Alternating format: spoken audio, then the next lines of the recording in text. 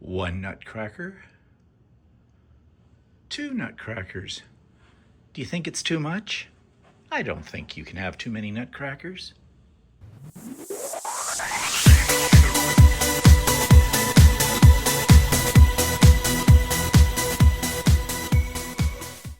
Good morning, everybody. It's Stephen here for the Idiot Quilter. Welcome to my weekly vlog. This is vlog number 429 for November the 3rd, 2025. Yes, we are in November.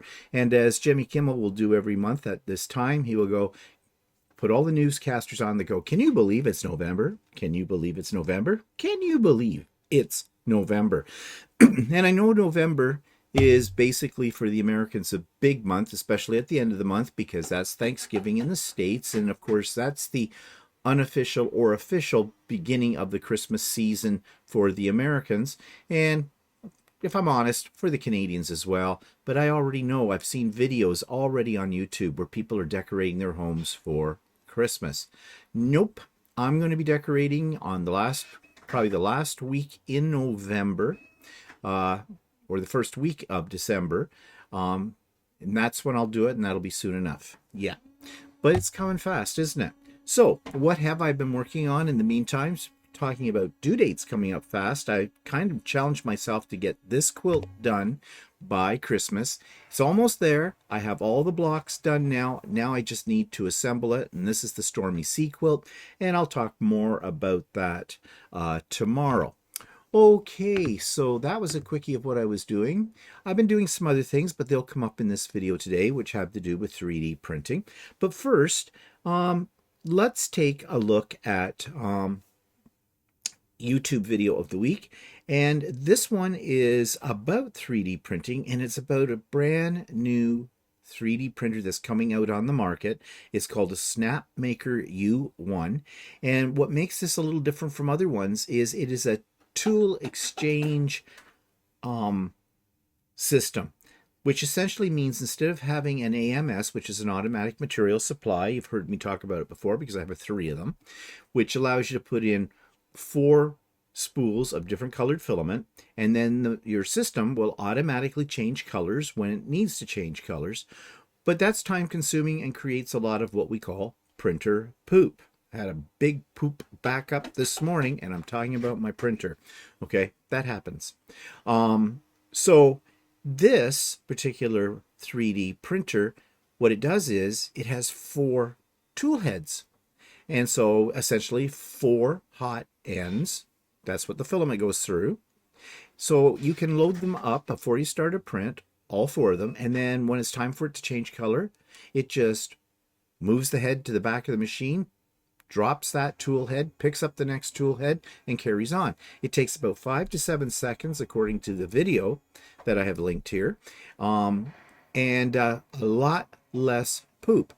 I know that Bamboo Labs is working on one as well, and I think I will hold off until Bamboo Labs comes out with theirs, and even then I'll have to try to hold myself back and not get it within the first few days when it comes out, because, you know, there's always bugs and those kind of things to work out. But in the meantime, here's my review of a video that will explain a lot of this to you if you are interested. This week's YouTube video clip comes from a person that I'm not really familiar with, just discovered, called Loyal Moses, and he does reviews about 3D printers and other related subjects. But he talks here about a new printer he just received called the Snapmaker, and this is a tool exchange system. Now, what its tool exchange system is essentially, instead of using a AMS system like I have on my Bamboo printers for changing color, this actually will take 4 or more filaments that you preload into 4 or more hot ends, and then the machine is set up to, when it's finished doing one color, it goes back, drops off the hot end, picks up another hot end that's been preloaded with color, and carries on. This is supposedly saves you time, and it saves on waste. So if you're interested in that kind of technology, which is going to become very widespread, I am sure, within the next few months, then you're going to want to check out this review of the Snapmaker. And as I mentioned, I have a link for that in the show notes below. There's a link for all kinds of other things. Someone mentioned to me yesterday that they had picked up one of my free patterns and are completing it. And I've asked them to send me a picture of it so I can share it on the Idiot Quilter episodes at some time in the near future. But do take advantage of that. If you're looking for quilt set you might make for Christmas, these ones would work for you. My patterns are very simple and pretty quick to do. So that's a bonus. Okay, there's links to all my friends' YouTube channels as well. And there are links to last week's videos as well in case you missed any of those. Okay, so let's take a look at outside today. I took this about 20 minutes ago or less. And yeah, it's dark. And of course, on the weekend, we went back an hour for daylight savings. Is that daylight savings time? Is that daylight standard time? I always get the two mixed up. I think it's standard time. But anyways, yeah, and for those of you that have got in your area where you do a time change, you're probably feeling the effects of that. I know I am. And yeah, and it lasts a couple of days. It's subtle, but it kind of screws up your, what do they call it? Your circadic, your sleep time, whatever. But right now, it doesn't look like it's doing anything outside. And according to the weather forecast, it is 6 degrees C with a glorious high of 9. We're in the single digits. 'Tis the time of the year. And of course, I'm talking in Celsius. And it looks though like the day's going to be cloudy. Oh no, there's chance of rain. Damn. 80% chance of rain today, but when are they predicting it? Oh, not till around lunchtime. Also supposed to get windy at some point too, so okay.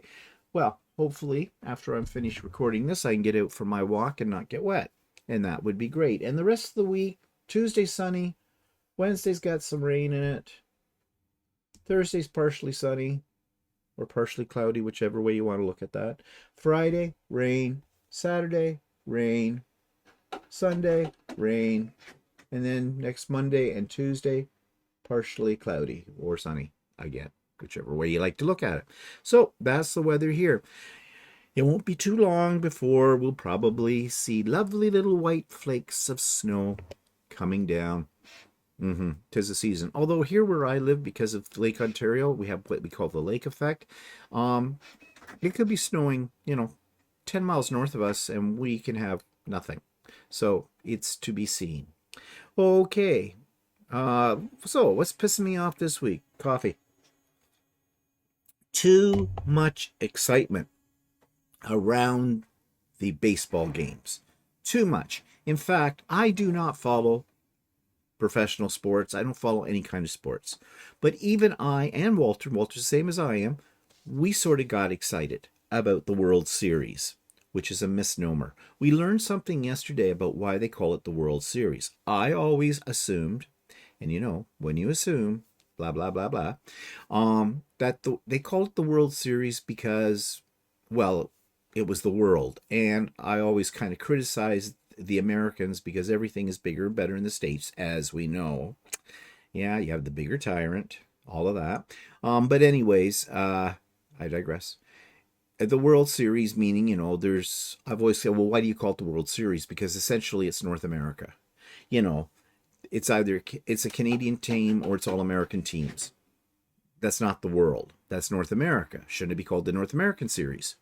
But one of my subscribers told me where the name came from. And apparently back in 1903 or 4, something like that, when they were starting to get into this baseball World Series idea, there was a newspaper called The World, and it donated the cup, the trophy, for the World Series. And that's why it was called the World Series, after the newspaper. Well, that makes more sense. It really does. So there you go. And I don't know how many of you knew that. Some of you will, but I certainly didn't. But then again, I don't follow baseball. But as I said, we have been sort of having one ear open to the scores of the final games in the World Series between the Blue Jays and the Dodgers. And yes, I was really hoping the Blue Jays would win for a couple of reasons. One, maybe it's their time, because apparently they have not won a World Series since 32 years ago. I sort of vaguely remember that. Again, didn't follow it. So wouldn't it be nice that these guys could win? And it looked like they were going to. And yesterday we talked a little bit about our theory about is the World Series actually fixed or tampered with? And our theory might have been proven to us anyways if the Jays had won, because there seemed to be a pattern. But nope, they didn't win. They lost. The other reason I was hoping they'd win, because it'd be going in your face, United States. Yeah, Canadian team, although not all the players on the Canadian team are Canadian. In fact, not all the players on the American teams are American. They come from all over the world. So I guess maybe they should call it the World Series since the players come from all over, right? But anyways, what's pissing me off about this is the money. The money. And this goes for not just baseball, for any professional sports. They pay the players way too much. An obscene amount of money. Like the ones that are really good, you know? It's millions and millions of dollars. It also generates millions and millions of dollars. And it, people say, well, it's good for the economies, where the games are played. Well, sure. In Toronto, the merch was going right off the shelves. Everybody needed a hat or 12. It said World Series. They needed a jersey with somebody else's name on the back of it and a number. And then, of course, there's the ticket sales, which were astronomical in Toronto for the final games. As much as $12,000 for a seat. I can think of a lot of things I'd rather do with $12,000 than sit in the stands watching somebody hit a little white ball with a little piece of wood. Really. And then there's all the spin-offs. Excuse me.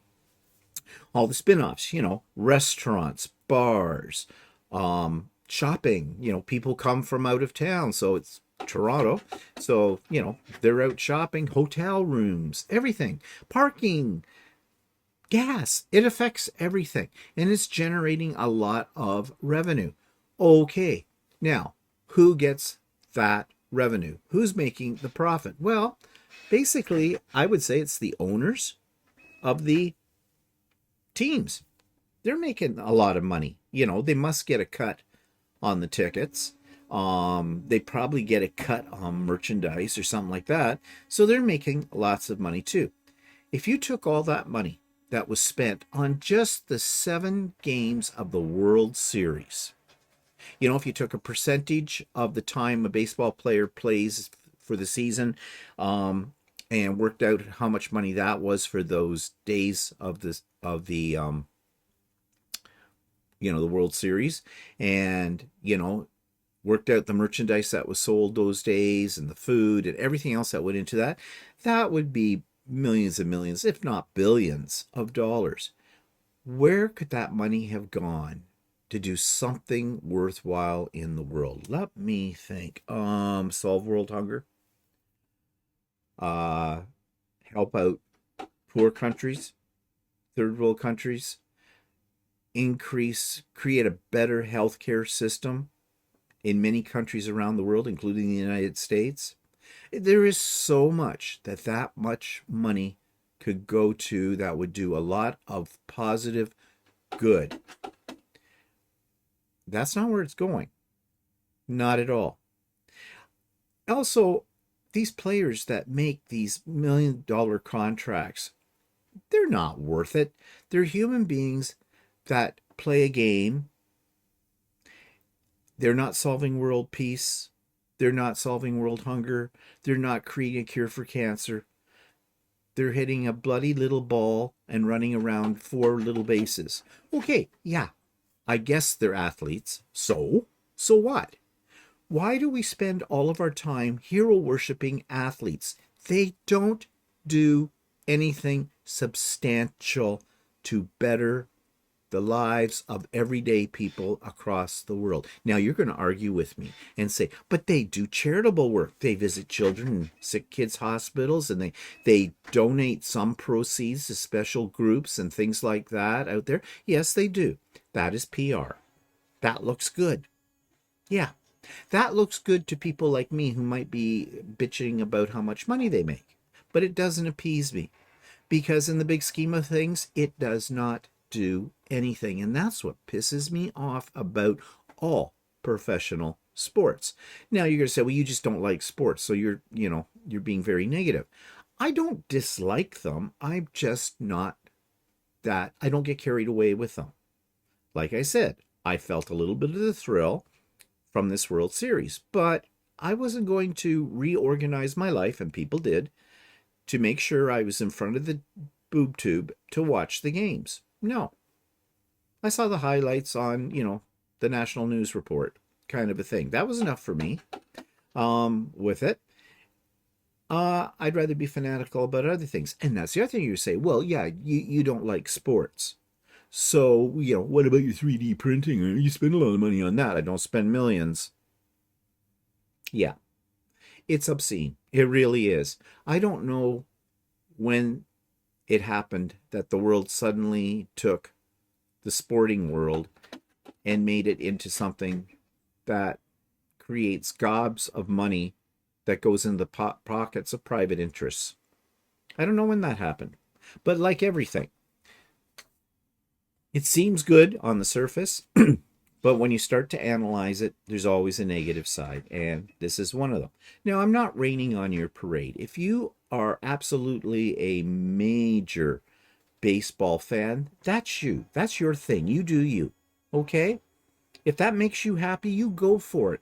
But I think you should keep in mind that what's reasonable. And I'm talking again about finances, about what these players are paid and the gobs of money they're being made.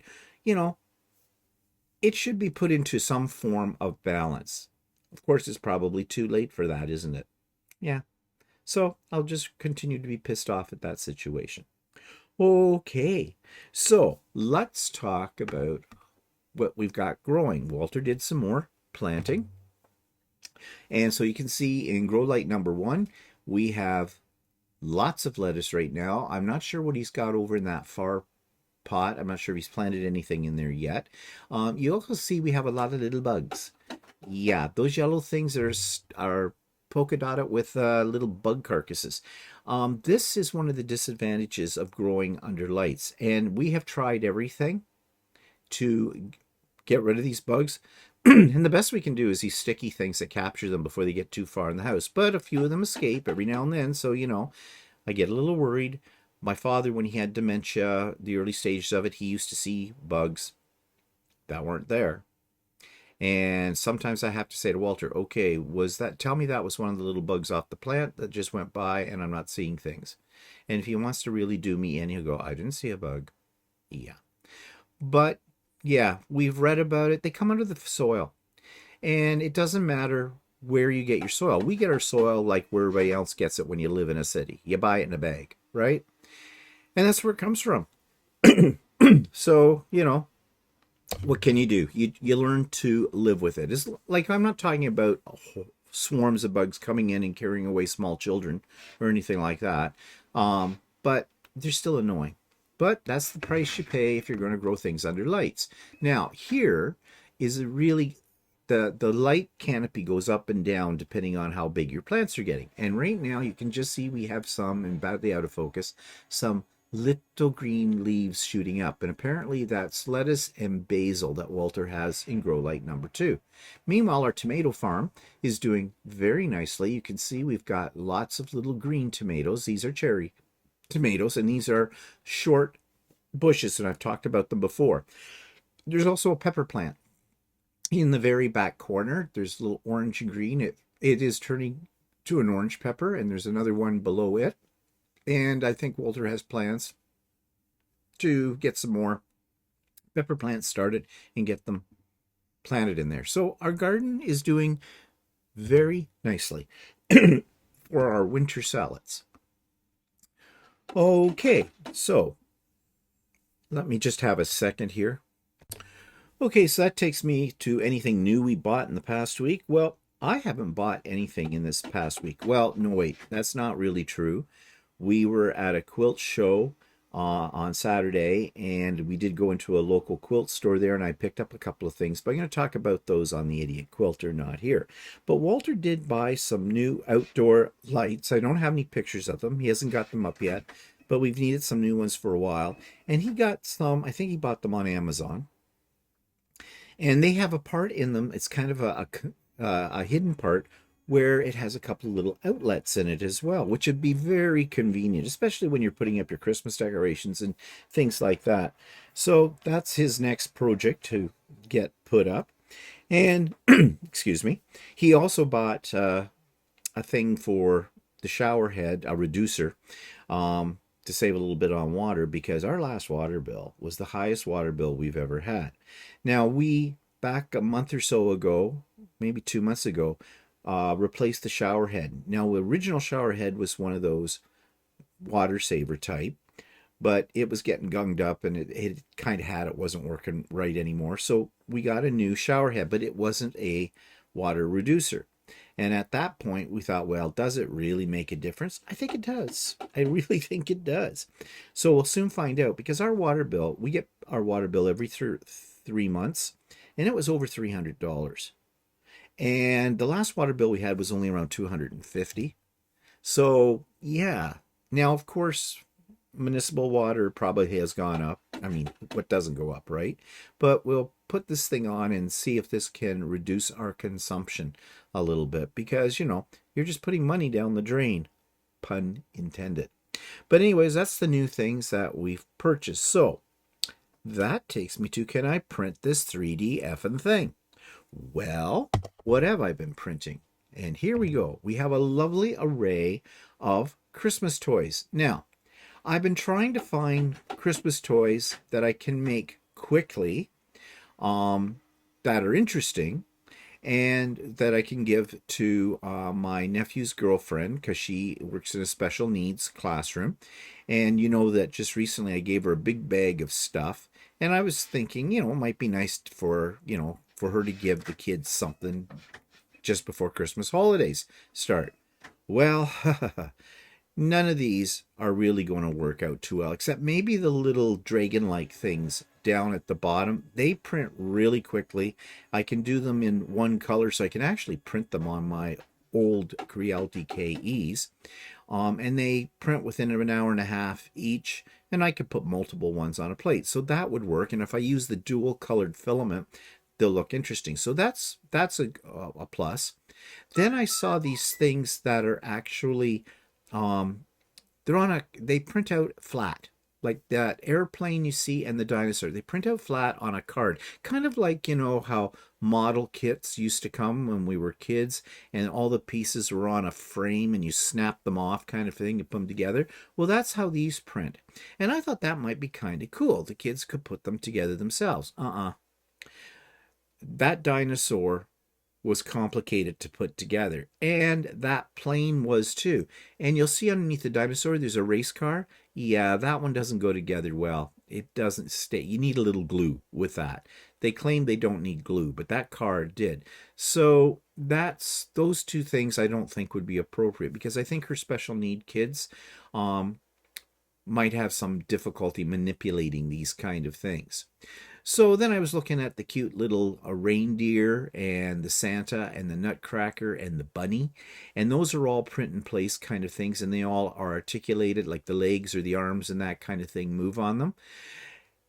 And they are potentially something I could make, but they take a long time for one, because of the number of color changes. So for example, that Santa takes a day to print one. Now I can put multiples of them on a plate, but that's just going to be a week by the time I get them all done. And pretty much the same with the Nutcracker and with the reindeer. So, and the bunny is just evil looking. Look at those eyes. It's kind of haunting, so I don't think that's a good idea. That black thing is a fidget toy. Now, that has potential. It doesn't take long to print. I just print it in black, but I can print it in any color I want. That one might be potential there. Over on the far side, you see a yellow thing and a gray and yellow thing. Well, these are kind of cool. You connect the pieces together and it creates this little fidget thing. And supposedly you can connect as many of those together and it makes it bigger and more fun. Well, actually it doesn't. I didn't think it did anyways. So the big one's kind of, in my way, a failure. The little one, though, has potential. But here is a thing I got really excited about, and I really then was disappointed. And that's those things that have look like bars on them. They're white. And it says, "We wish you last Christmas, nosed reindeer and jingle bells." They are supposed to play those, the first few bars of those songs. And essentially, they're bars of plastic. I guess it's the thickness of the bars, and there's a little button at the top, and you just slide it across the top. And yeah, you can kind of hear the song, kind of not too. So what I did was I actually recorded what each one of these sound like, and I'm going to insert it in here for you, and well, see what you think. But to me, this is a fail.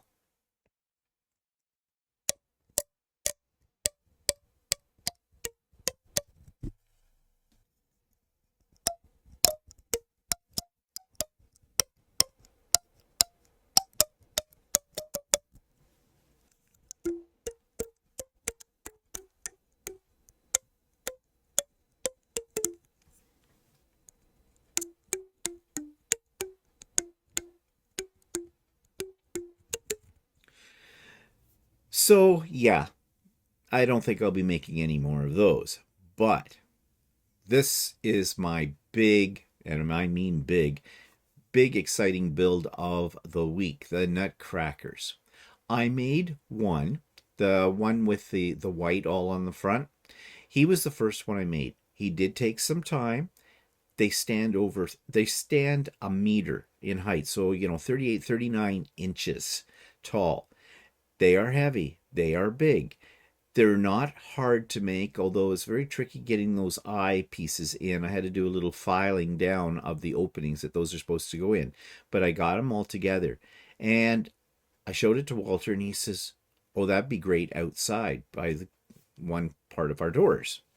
But I think you need two. So I made another one. And I made him slightly different color than the other one. So yeah, these are going to go outside on our front step on either side of our doors at Christmas time. And yeah, they used a lot of filament. They took a lot of time, but they worked out really well. And I'm really, really excited about them too. So yeah, so that's what I've been doing this week on my 3D printer. And I have some more things I'll probably show you next week. Okay, so that takes me to old video clips of Stephen and Walter live, and this one is called S&W on sex labels. Ooh. Well, just in Toronto, I think he's the one that might have opposed.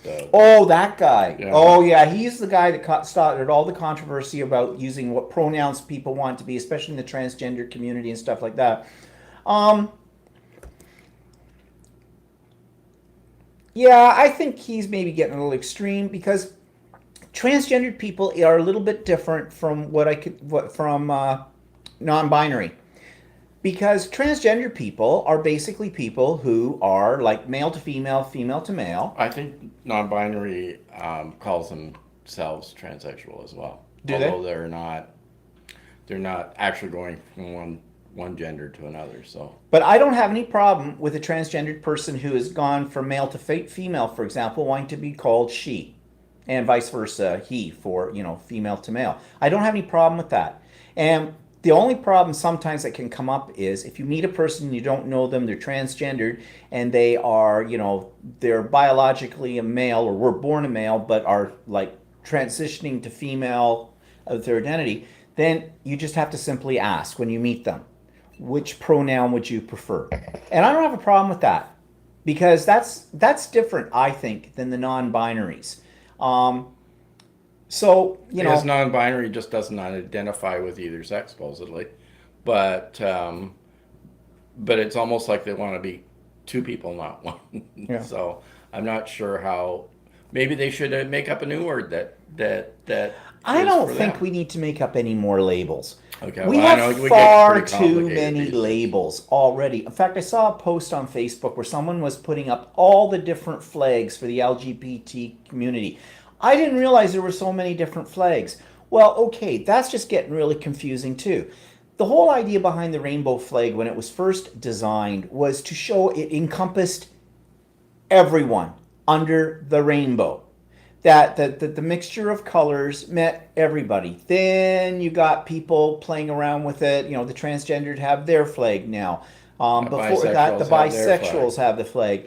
I don't know if the non-binaries have a flag yet. I don't know. It may be just big white thing It with just an gets X. very I don't know. complicated. But you know, like the label business. Come on, people. We're all individuals. Give it up. As soon as you start to label people, and you start playing around with the language to accommodate those people, I think you're doing more harm than good because you're creating walls, little compartments. Okay, don't we have? Isn't that like what racism is too? So I don't know. I just throw it out there. But Chuck says Canadian professor has become, this Jordan Peterson, Canadian Yeah. professor has become quite considered making a splash with his tour in USA and book, 12 rules, and it's dot. So, I'll have to look them up. yeah, we'll have to look him up more, but Maybe we can it is the discuss guy it we were next talking week, about. yeah. Yeah, maybe we'll discuss it next week. I'll put a note. Jordan Peterson. Look up Jordan. I think he's the guy I did see a couple of years ago on. I think there's some interview. YouTube videos of Yeah. him being interviewed that we We'll saw. have to see. Yeah. Probably can't talk in Canada because in Canada they would be considered a hate crime. Yeah, it would be. Yeah, it would probably go against human rights in some way. Brell says, "I've never liked how people are categorized by their sex or sexual orientation. All are just people." Exactly, Mal. And B and D are here and say hello, Stephen and Walter. Hello, B and D. And okay, so I read anyway, an interesting article What's that? about a few months ago that sort of said that 100 years ago they didn't really have a categorization for anything else. What do you That mean? everybody was just humans, right? Like they didn't really identify sexuality or anything No, like that. they Yeah. didn't. They didn't talk about that. Yeah. Because it also would have been Well, of course it was underground, but underground, but also you could be put away in an Yeah. insane asylum if you I started guess to. they had a term for that, that you were, what do you call it? Mentally disabled or mentally challenged or something. Yeah. If you weren't You weren't. you were You a weren't sexual normal. deviant. Oh yes, the sexual deviant for years. Yeah, that was on there. I remember going to the U.S. in the 1980s or whatever, and I think one of the questions on Good, Brenda. one of the questions across the border was, "Are you a sexual deviant?" Right? Yeah, I'm going And to admit to that. You're actually going to say yes to that, Like, I don't know. How do they prove it?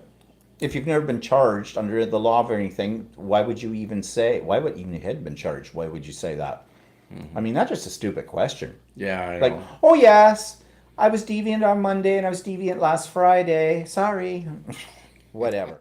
So, events in the past week. Well, we went, as I mentioned, to a quilt show, a small guild in a place called Gwillimbury. It's Willenbury with a G in front of it. I can't say it. I'm sorry. I just can't say it. I don't know how to say GW. But anyways, it was a wonderful little show. Wonderful quilts. It is in a church, a very modern church. At first we thought there was only one room, but no, they use the sanctuary as well, and the pews become display spots for quilts and things. And it was a really nice little quilt show. But I will have on So Chatty a video that I did of that for you to see the quilt show too. And after the quilt show, and I'll talk more about the quilt show tomorrow on the Idiot Quilter, we went and visited one of my subscribers that we've become friends with, Caroline and her husband Craig, and they live in a town very close to where the quilt show was. And we had a lovely afternoon with them. And as I mentioned also before, we did make a stop at a small quilt store, and more about that because I have a little bit of a history with that quilt store, and I'm going to explain that on the Idiot Quilter tomorrow. It's kind of a story that embarrasses me But I'll talk more about that tomorrow. Okay. Also, of course, it was Halloween. We didn't have a lot of kids. The weather was miserable. And of course, the Blue Jays game or the baseball game was on. So I have a feeling a lot of those kids were being rushed home by 8 o'clock to see, so their parents could see the game on TV. Maybe the kids too. So we had maybe about 12 kids. Okay, I think I told you way back talking about 3D printing that I made a whole bunch of little toys to hand out with the candy. I made about 300. Now, I knew I wasn't going to have 300 kids, but when I get started on mass production on a 3D printer, I can't stop. I have a problem, I know. And so I gave those out as well. I was given multiples, especially when I figured out we're not going to have many kids. So I got lots of things here. Well, the kids seem to go crazy over these things. They just love them. And in some cases, whether this was true or not, I don't know. A few of the kids says, "Oh, can I have another one for my cousin? They couldn't come out because they hurt their leg." I said, "Sure, you want a bucket of them?" Like pretty much. I stuck my hand in and gave him a handful. So yeah, because what am I going to do with them? And I still have a ton of them left over. I don't know, maybe my nephew's girlfriend's kids would like some of those. Well, I can always offer them to her. But anyways, yeah, it was a slow night as far as Halloween was concerned. I really think Halloween is dying. Um, and I had heard from what people said yesterday on our live and other people that groups are getting together and doing community events with the kids and with the parents and that kind of stuff. And I'm all for that. I think that's a great way to do it. The kids get their candy, they get to show off their costumes and everything. The parents get to socialize, have a good time that night. And, I think it's a win-win for everybody in that kind of situation. I think more communities should look into that. And it's safe for the kids too. So, and you don't have to worry about inclement weather, kind of a deal. So I think, that is the way it should be going, really. Because let's face it, Halloween's stupid. I'm sorry, but it is. I mean, it's not stupid if you're a kid. You get all that free candy, right? I loved it when I was a kid. What kid doesn't? But it's stupid. Because then it was something that was basically the format we have here in North America of it anyways, was basically a commercial interest by the candy companies to sell more candy. And possibly the dentists were involved with this too. Just saying. Okay, so yeah. So that's what we did in the past week. And coming up this Saturday, we're going to a Quilt of Valor Sew Day. We went to it last year where one of my quilts was actually presented to one of the veterinarians, to one of the vets. Yeah, not the veterinarians, one of the veterans. And I don't think one of my quilts is going to be presented this time. At least they didn't tell me it was. So that's fine. But we go, they have kits. You work in pairs to make more quilts for Quilts of Valor, kind of a thing. And it was fun last year when we went to it. So we were very happy to get notice of it again this year. And so we're off to that on Saturday. I also have a quilt, you've seen it, that I am donating, that I've made for Quilts of Valor. I basically make one or two during the year, and that's my main charity for donating my quilts to, is the Quilts of Valor, because I think it's a very worthwhile cause, and they are always very appreciative of it, which goes a long way. A thank you goes a long way. It does. Okay, so that's it for me today. Tune into the Idiot Quilter tomorrow for more fun and frolic. Couldn't think of anything else to say. And later in the week, we'll have So Chatty up on Friday. That'll show you the quilt show. And then we're back to Stephen Walter Live next Sunday. So, yeah, have a great week. We'll see you later. Bye-bye.